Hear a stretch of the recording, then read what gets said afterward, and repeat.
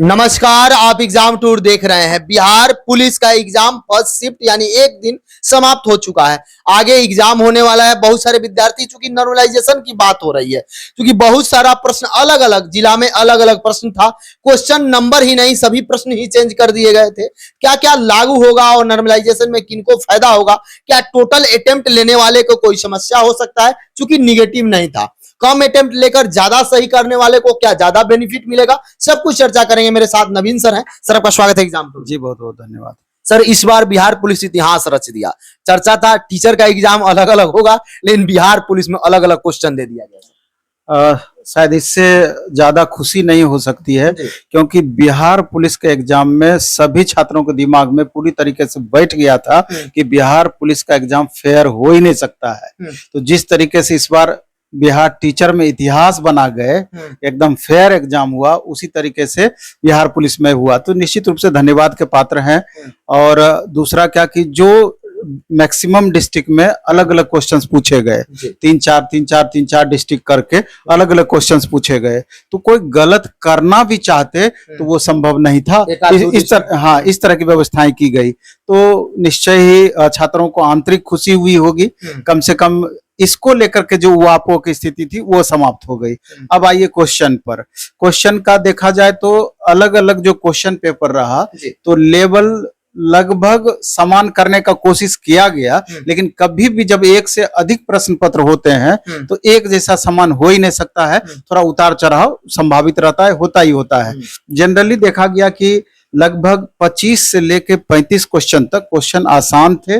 इसके बाद लगभग 30 से 35 या 30 से लगभग 25 से 30 क्वेश्चन आपका मॉडरेट थे, और उसमें 15 से 20 क्वेश्चन टफ भी थे, और सब सिटिंग में स्थिति अलग अलग थी। इसलिए एक जैसा नहीं कहा जा सकता है कि सारे का एक जैसा पोजीशन था। तो कुल मिलाकर के देखा जाए स्टूडेंट इससे संतुष्ट हैं, और जिस हिसाब से स्टूडेंट भी आप देखें कि लगभग 3 लाख स्टूडेंट इस सीटिंग में ओवरऑल फॉर्म डाले थे, लेकिन बहुत सारे बच्चे एडमिट कार्ड ही डाउनलोड नहीं किए, ऐसा सुनने में आ रहा है।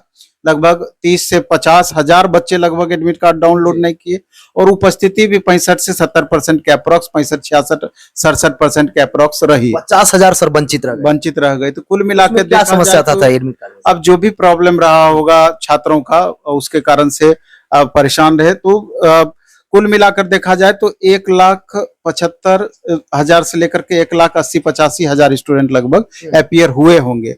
ये सारे ऐसे कारण हैं जो कि कट ऑफ को प्रभावित करेंगे स्वाभाविक रूप से। और कट ऑफ हमको लगता है कि अभी उस पर चर्चा करना, या अभी कैसे आप कट ऑफ जारी कर सकते हैं, जबकि कई चरण अभी बाकी है, अभी तो पहला चरण ही था। इसलिए सबका सर अलग अलग होगा, चूंकि अलग अलग एग्जाम हुआ तो अलग अलग ही। हाँ, अलग अलग होगा, इसलिए करके देख लिया जाए, क्योंकि अलग अलग जो सीटिंग में अलग अलग डेट में जो एग्जाम होना है, तो उस हिसाब से उतार चढ़ाव मेंटेन रहेगा। और आज के जिस तरह के प्रश्न पत्र थे, तो इससे प्रतीत होता है कि अगर कोई स्टूडेंट यूआर कैटेगरी में 60 से 65 मार्क्स भी ले आएंगे तो उनकी रिजल्ट की संभावनाएं बन जाएगी। हाँ, और कैटेगरी बाय कैटेगरी जो अंतर होता है, तो उस तरह के अंतर बना हुआ रहेगा। तो कुल मिलाकर अगर देखा जाए तो अगर जैसे अप्रोक्स 25 से 30 क्वेश्चन साइंस का भी पूछा गया था, बाकी सब तो सब्जेक्ट था ही। साइंस में बायो का क्वेश्चन का लेवल ज्यादा स्तरीय था, और करंट वगैरह भी ठीक था। क्वेश्चन 10 से लेकर 15 क्वेश्चन के बीच में करंट अलग अलग प्रश्न पत्र में अलग अलग था, कहीं ज्यादा, कहीं कम भी था, कहीं ज्यादा भी था। उसी तरीके से मैथ का भी आप देखें कि मैथ भी ठीक ठाक था, लगभग 10 से लेकर 15 क्वेश्चन तक मैथ भी था, अलग अलग प्रश्न पत्र में अलग अलग नंबर ऑफ क्वेश्चंस के हिसाब से था। तो ओवरऑल बच्चे पूरी तरीके से इससे संतुष्ट रहे, और ओवरऑल हम लोग भी पूरी तरीके से इससे संतुष्ट रहे इस एग्जाम। सर, 21,000 पद, 21,000 से एक्स्ट्रा पद है, 5 गुना रिजल्ट देगा, 1 लाख प्लस रिजल्ट, 1,07,000 के करीब लगभग रिजल्ट आएगा। कितना प्रभावित करेगा? बहुत सारे विद्यार्थी ये सोच रहे हैं कि हमारा 60 सही हो रहा है, 65 सही हो रहा है, कहीं हम शामिल हो पाएंगे या नहीं हो पाएंगे। कई सारे लोग ये आरोप लगा रहे हैं कि मेरा चंपारण में दिया, वहां का क्वेश्चन लेवल भाष था, कोई पटना में दिया, वहां का क्वेश्चन लेवल अलग था, पूर्णिया दिया मेरा। इसको आप यूं समझिए, जैसे कि number of candidate 20 lakh 21 lakh जो भी रहा है, तो एक एवरेज 70% आप रखिए उपस्थिति, थोड़ा सा कम या थोड़ा ज्यादा, तो 70%, 30% तो ऐसा ही माइनस हो जाएगा। 70% का मतलब हुआ कि लगभग 14 लाख के करीब स्टूडेंट एग्जाम में अपियर होंगे जी। और 14 लाख में से 1,07,000 रिजल्ट ही देना है, तो 14 स्टूडेंट पर एक स्टूडेंट को लेना है। और किसी भी एग्जाम में 30%, 40% ही मेन कंपटीटर होता है। 14 लाख का 40% अप्रोक्स कर दीजिए तो 5-6 लाख स्टूडेंट में ही मेन कंपटीशन है। उसमें भी अगर महिलाओं की बात की जाए तो उसका 7-8 कैंडिडेट पर एक को लिया जाएगा उसके रेशियो के हिसाब से, चूंकि महिलाओं का परसेंटेज फिक्स है यहाँ पर। तो इस हिसाब से देखा जाए तो बहुत टफ नहीं है, क्योंकि कोई भी एग्जाम होता है 20-30% तो ऐसे स्टूडेंट होते हैं कि फॉर्म भर दिए, बहुत सीरियस नहीं है। तो ये सारे पॉइंट को अगर मिला दीजिएगा तो कट ऑफ 60 से लेकर 65 के बीच में 100% सफिशियंट रहना है। सर एडमिट कार्ड का जो समस्या हो रहा है, क्या हमेशा से चलते रहेगा या उन विद्यार्थी को कोई सरकार या आयोग कहीं कुछ अलग सुझाव? नहीं, इसमें तो पहले तो ये देखना होगा कि ये स्टूडेंट डाउनलोड नहीं किए कि स्टूडेंट को परेशानी हुई है, ये अभी तक पूरी तरीके से क्लियर नहीं हुआ है। इस पर देखना होगा इस मामले को। और क्योंकि ये बड़ा 50,000 40,000 स्टूडेंट अगर नहीं डाउनलोड करते हैं तो 3 लाख में से तो ये बड़ी संख्या हो गई, तो इसको गंभीरता पूर्वक इस पर विचार करने की जरूरत है। सर आगे जैसे अभी एग्जाम चलने वाला है, अभी एक एग्जाम ही समाप्त हुआ है, इससे पैटर्न तो मालूम चल गया कि हर जगह अलग अलग रहेगा, फिर भी उस पैटर्न पर विद्यार्थी यदि तैयारी करना चाहते हैं, आप कुछ देने वाले हैं, कुछ तैयारी कर, क्या करें विद्यार्थी? जितना स्टूडेंट पहले से सोच के रखे थे कि पैटर्न में इस तरीके से बदलाव हुआ, जिस हिसाब से सिलेबस जारी किया गया था, तो कंप्लीट देखा जाए तो एससीईआरटी एनसीईआरटी बेस्ड क्वेश्चन रहा।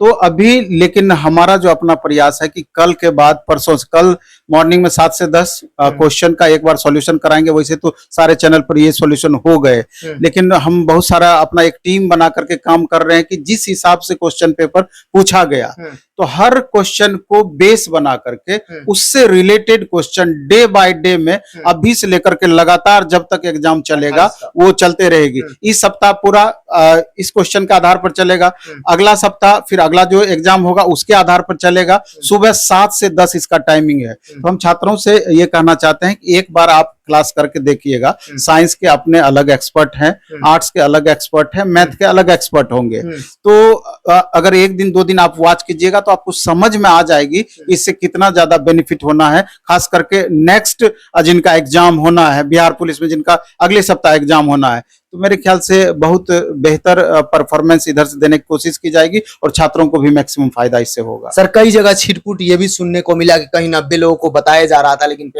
पेपर ही फर्जी दे दिया गया, केवल पैसा वसूल लेगा। सर बच्चे को क्या कहिएगा, क्योंकि बच्चे के गार्जियन ही पैसा देते होंगे या स्टूडेंट ही कहीं से व्यवस्था करके देते हैं और उनको फर्जी पेपर भी दे दिया गया, उनसे पैसा भी ले लिया गया, उनका पैसा भी गया, समय भी गया और जो परेशानी हुआ वो भी हुआ। छात्रों को इससे बचना चाहिए। अगर मान लीजिए कि अभी किसी तरह से आपका पहले हो भी जाता था, फिर नेक्स्ट स्टेप में आप क्या कीजिएगा, गलत चीज से एकदम आपको बचना है। इतना तो आप पढ़ाई कर लेंगे, इससे ज्यादा आपको बेनिफिट मिल जाएगा, क्योंकि इतना ज्यादा 1,07,000 रिजल्ट आना है, मामूली रिजल्ट नहीं हुआ और ये मामूली वैकेंसी नहीं है। इसलिए करके गार्जियन से भी हम रिक्वेस्ट करना चाहते हैं कि गलत प्रवृत्ति की ओर बच्चों को आप ना धकेलें, गलत शिक्षा आप ना दें बच्चों को, क्योंकि गलत करके अगर वो जाएंगे तो आगे वो बेहतर कर पाएंगे इसकी भी संभावना नहीं रहेगी। एक छाप अलग होगा और छाप अलग लग जाएगा और आत्मसंतुष्टि उस बच्चे को कभी जिंदगी भर नहीं मिलेगी। इसलिए इन चीजों से बचना है। और इस बार तो जिस हिसाब से प्रोसेस किया गया है, अब चाह करके भी बच्चे गलत करने की कोशिश नहीं करेंगे या संभव नहीं हो पाएगा। सर समय देने के लिए बहुत बहुत बहुत आभार आपका।